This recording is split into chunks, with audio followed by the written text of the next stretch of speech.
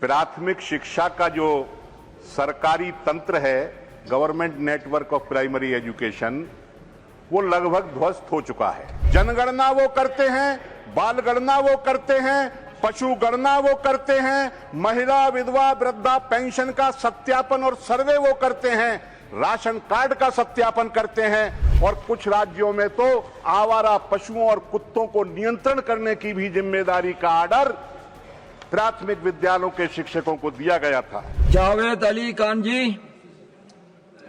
धन्यवाद सभापति जी।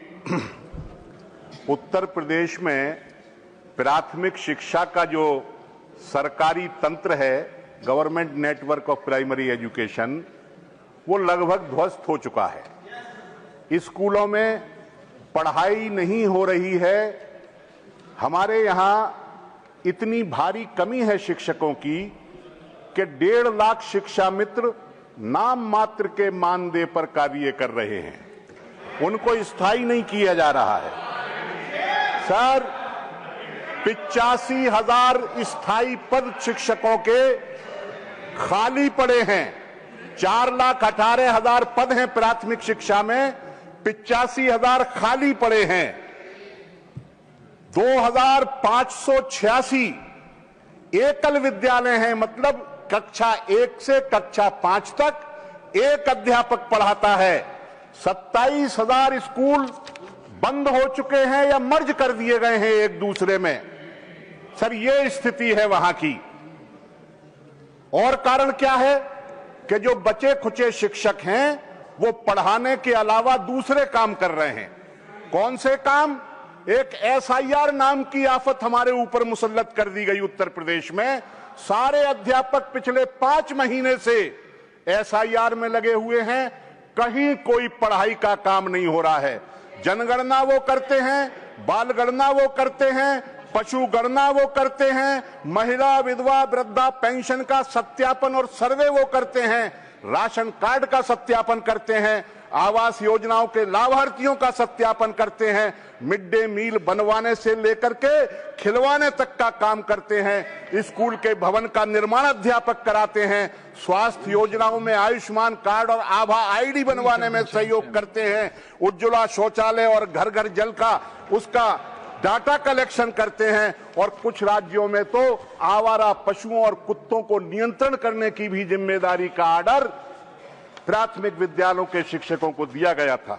Sir, Allahabad high court ने कहा था इनसे गैर शैक्षणिक कार्य न लिए जाएं।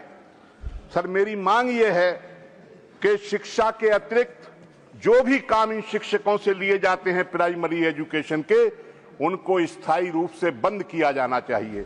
इसके लिए RT एक्ट में भी संशोधन करना पड़ेगा, क्योंकि RT एक्ट में जनगणना, आपदा राहत और चुनाव की ड्यूटी का काम इनको दे दिया गया है। उसमें आपदा राहत तो ठीक है, लेकिन जनगणना और चुनाव की ड्यूटी क्योंकि 12 महीने चलती है, इसको उससे हटाया जाए संशोधन करके, और स्कूलों में प्राथमिक शिक्षा को पूरे तरीके से संचालित करने की गारंटी करे सरकार। इन्हीं शब्दों के साथ बहुत बहुत धन्यवाद। सर, सारे लोग जानते हैं, no please paramilitary forces संसद से लेकर सीमा तक, औद्योगिक संस्थानों से लेकर हवाई अड्डे और अन्य सारे महत्वपूर्ण लोगों की सेवा में मिलते हैं।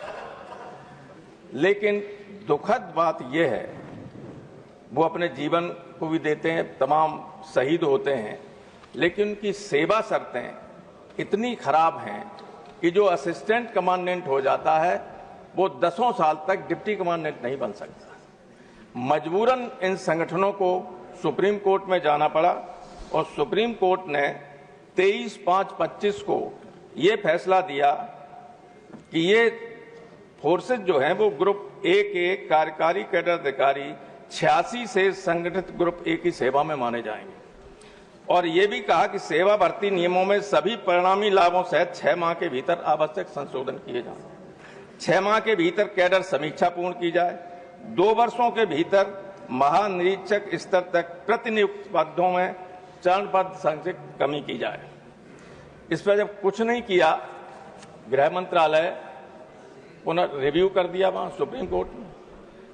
रिव्यू की याचिका को मुख्य न्यायाधीश सूर्यकांत जी की पीठ ने 28/10/25 को निरस्त कर दिया। फिर भी गवर्नमेंट ने कुछ नहीं किया, बाध्यकारी फैसला था। सुप्रीम कोर्ट के आदेश को पर लागू नहीं जब किया तो फिर इन संगठनों को कंटेम्प्ट में जाना पड़ा। पहली तारीख पड़ी 10/2/26, 10 फरवरी को। उसमें गवर्नमेंट की तरफ से एडिशनल सॉलिसिटर जनरल ने यह कहा पीठ के सामने कि सरकार इस विषय में वैधानिक हस्तक्षेप पर विचार कर रही है। ये इतना निराशाजनक है सारे फोर्स के लिए। देखिए सर, एक इसी सुप्रीम कोर्ट ने एक टीचर्स के बारे में कहा 20-20, 25-25, 30-30 साल से लोग नौकरी कर रहे हैं, सबको इम्तिहान देना पड़ेगा, फेल हो जाएंगे तो हटा दिए जाएंगे। ये प्राइमा फेसी गलत फैसला था, लेकिन सुप्रीम कोर्ट का उसमें रिव्यू करने के लिए गवर्नमेंट नहीं गई वहां। इसको रिव्यू करने के लिए संसद में न यहां आई और न वहां गई। यहां संसद के द्वारा इसको निरस्त कराना चाहते हैं। जो लोग अपनी जान दे रहे हैं आपकी रक्षा में, अगर कोई हमला करता है तो गोली पहले खाने के लिए वो तैयार रहते हैं। मुझे अफसोस है और आश्चर्य भी है कि गवर्नमेंट सुप्रीम कोर्ट के इस आदेश को पालन क्यों नहीं कर रही। 12-13 हजार अधिकारियों का सारा कैरियर खराब है। IAS, IPS लोग आ जाते हैं ना। ये मुझे दुख के साथ कहना पड़ता है कि जो IAS और IPS लॉबी है वो श्रीमती धर्मशीला गुप्ता जी, हमारा काम खत्म हो गया, कर दिए, बोलने दिया जाए, पूरा काम नहीं करने दिया।